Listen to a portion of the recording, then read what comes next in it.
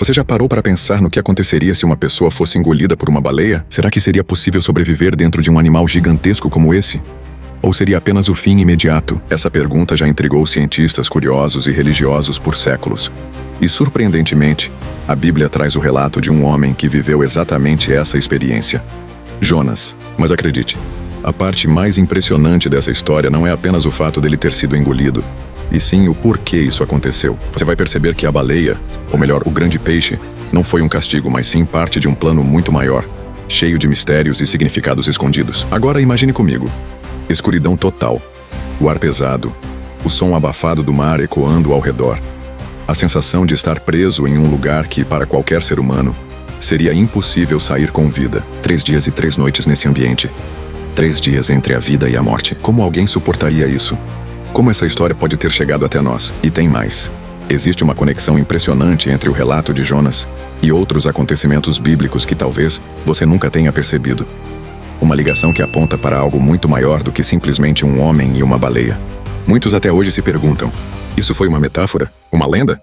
Ou realmente um fato histórico? Prepare-se, porque você vai descobrir detalhes dessa narrativa que quase ninguém comenta, e que revelam não apenas um milagre extraordinário, mas também uma mensagem atemporal, que continua desafiando e inspirando milhões de pessoas até hoje. Então, não pisque, não avance o vídeo, porque nos próximos minutos você vai mergulhar em uma história mais assustadora da Bíblia.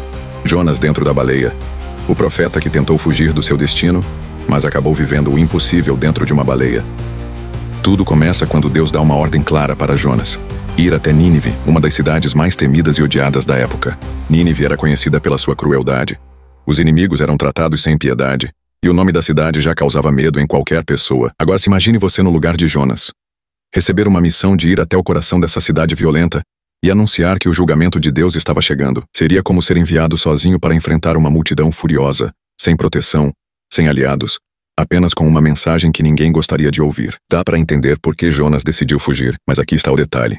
Jonas não apenas hesitou, ele fez o oposto do que Deus mandou. Enquanto Deus disse, vá para Nínive, Jonas correu na direção contrária rumo a Tarsis, o lugar mais distante que ele poderia alcançar. E isso levanta uma questão intrigante. Como alguém pode acreditar que é possível fugir do olhar de Deus? Mas no fundo, não somos tão diferentes de Jonas. Quantas vezes nós também sabemos exatamente o que deveríamos fazer, mas escolhemos o caminho contrário porque parece mais fácil, mais confortável ou menos assustador. Jonas embarca em um navio. O vento parece calmo, o mar está tranquilo e por alguns instantes ele talvez tenha pensado: consegui escapar, estou livre. Mas a fuga dura pouco. De repente, uma tempestade sobrenatural cai sobre o mar. Não era uma simples mudança de tempo. Era algo tão violento que até marinheiros experientes, homens acostumados a enfrentar ondas gigantes, ficaram em pânico. Eles começaram a jogar a carga no mar tentando salvar o navio. Gritos, correria, orações desesperadas a diferentes deuses. E no meio de todo esse caos, onde estava Jonas? Incrivelmente, ele estava dormindo. Sim, dormindo enquanto todos lutavam para sobreviver. E aqui surge outra reflexão. Às vezes, quando fugimos do nosso propósito, a consciência tenta se calar com o sono, como se ignorar a realidade fosse resolver o problema. Mas a tempestade não parava, e os marinheiros decidiram lançar sortes para descobrir quem era o responsável por aquela desgraça. Adivinha quem foi apontado? Jonas. Ele não teve como esconder. Confessou: eu estou fugindo do Deus que fez o céu e o mar. Eu sou o motivo dessa tempestade. Agora pensa comigo. Que coragem é essa? Jonas olha para os marinheiros e diz: se me jogarem no mar, a tempestade vai parar. Coloque-se no lugar daqueles homens. Lançar alguém no mar revolto era praticamente uma sentença de morte. Mas a tempestade estava tão violenta que eles não tiveram escolha. E no momento em que Jonas toca as águas, algo extraordinário acontece.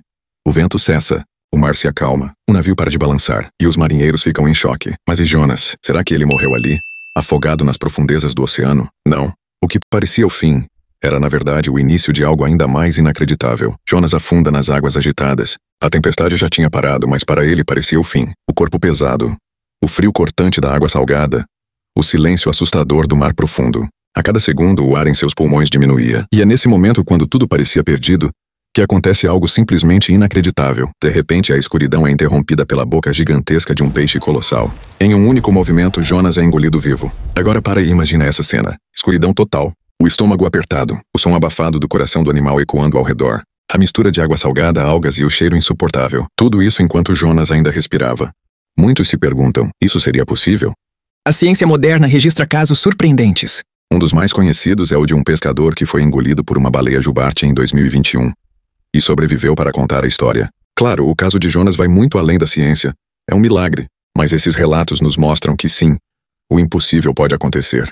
E aqui vem um detalhe que pouca gente percebe. Jonas não passou alguns minutos ali dentro. Foram 3 dias e 3 noites. Tempo suficiente para qualquer pessoa enlouquecer no completo isolamento. Mas Jonas não enlouqueceu. Ele orou. Dentro daquele lugar escuro, preso e sem saída, ele encontra a sua única chance de sobrevivência: falar com Deus. E as palavras de Jonas são intensas. Ele clama, reconhece sua falha, admite que tentou fugir e pede misericórdia. Agora pensa comigo. Você já percebeu que às vezes é no fundo do poço que finalmente entendemos quem somos? Com Jonas não foi diferente.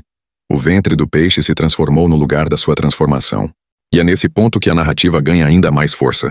No exato momento em que Jonas se arrepende, Deus ordena que o peixe o vomite em terra firme. Imagine a cena. Depois de 3 dias de silêncio, escuridão e solidão, de repente a luz invade os olhos de Jonas. A brisa do mar toca seu rosto e a areia firme está debaixo de seus pés. O que parecia o fim se transforma em um recomeço. Um homem que tentou fugir, mas foi resgatado de forma sobrenatural. Depois de 3 dias dentro de um peixe gigante, Jonas finalmente pisa em terra firme. A segunda chance está diante dele. E dessa vez ele não foge. Deus repete a ordem. Levanta-te e vai a Nínive e anuncia a mensagem que eu te dou. E aqui entra um detalhe fascinante. Nínive não era uma cidade qualquer. Era a capital do Império Assírio, uma das civilizações mais temidas da antiguidade. Eles eram conhecidos pela brutalidade nas guerras. Há registros históricos que dizem que os assírios empilhavam cabeças dos inimigos como troféus. Imagine entrar sozinho em um lugar desses. E ainda com uma mensagem dizendo: vocês têm 40 dias para se arrepender ou serão destruídos. Quem ousaria fazer isso? Jonas agora não tinha escolha. Ele sabia. Não dá para fugir de Deus. Mas o que acontece em seguida é algo que ninguém esperava. Quando Jonas começa a pregar, a cidade inteira entra em choque. Do maior ao menor, do rei até o povo mais simples, todos se arrependem. Eles jejuam, vestem pano de saco em sinal de humildade e até os animais são colocados nesse ato de luto coletivo. Agora para e pensa. Uma cidade inteira se quebrando diante de Deus. Você já imaginou o que isso significa? Esse é considerado por muitos estudiosos como o maior avivamento coletivo da história. Mas aqui vem a parte mais curiosa. Jonas não ficou feliz com isso. Ao contrário, ele ficou furioso. Ele queria ver a cidade destruída, arrasada, queimada. Ele não aceitava que Deus perdoasse pessoas tão cruéis. E é nesse momento que surge uma das lições mais poderosas da Bíblia. Deus mostra a Jonas que a misericórdia sempre fala mais alto do que o julgamento. Enquanto Jonas queria justiça imediata, Deus enxergava corações arrependidos e oferecia perdão. Agora eu te pergunto: quantas vezes nós também queremos vingança quando Deus está pronto para oferecer graça? Essa é a tensão que faz a história de Jonas ser tão atual. E o mais impressionante é que até hoje, ruínas de Nínive existem no norte do Iraque. Ou seja, a cidade que um dia tremeu diante da mensagem de Jonas deixou marcas reais na história da humanidade. Mas existe um detalhe que poucas pessoas conhecem. E talvez seja a parte mais surpreendente de toda essa história.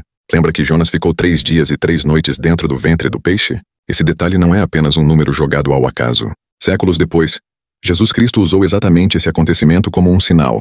Ele disse: assim como Jonas esteve 3 dias e 3 noites no ventre do peixe, assim também o Filho do Homem estaria 3 dias e 3 noites no coração da terra. Ou seja, a experiência de Jonas não foi apenas um milagre isolado. Ela apontava para algo muito maior: a própria morte e ressurreição de Jesus. Um profeta que saiu vivo do ventre de um peixe foi a prévia de um Salvador que venceria até mesmo a morte. Isso muda completamente a forma como enxergamos essa narrativa. Não foi apenas sobre um homem que tentou fugir e acabou engolido. Foi sobre um plano divino que já estava sendo revelado desde os tempos antigos.